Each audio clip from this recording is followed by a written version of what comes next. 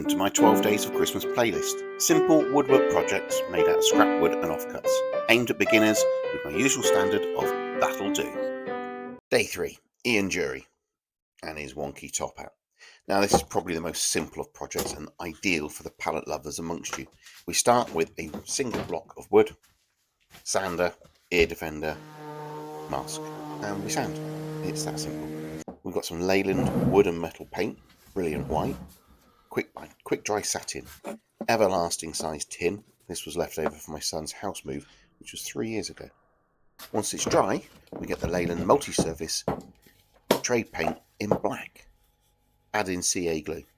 It's super glue, but we all call it CA glue because it makes us sound professional. 2 bits of scrap wood will make that lovely wonky top hat. Some people will measure it, not me. This is the channel that has the standard of that'll do. Maybe next year. Have done my New Year's resolutions already.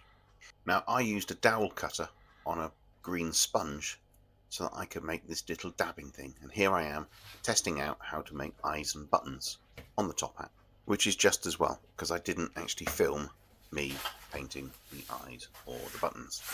Once we painted the top hat, we do the face.